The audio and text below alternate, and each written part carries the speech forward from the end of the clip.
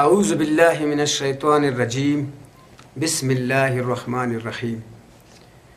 السلام علیکم خواتین و حضرات، آج میں آپ لوگوں کو روز جمعرات یعنی پنجشنبہ کے مخصوص نوافل کے بارے میں بتانا چاہتا ہوں۔ خواتین و حضرات، اگر جمعرات کی شب بعد نماز عشاء 2 رکعت نماز پڑھے، ہر رکعت میں سورہ فاتحہ کے بعد آیات الکرسی 5 مرتبہ، سورہ اخلاص 5 مرتبہ، سورہ فلق 5 مرتبہ، سورہ ناس 5 مرتبہ، بعد سلام کے استغفار 15 مرتبہ پڑھنی ہے۔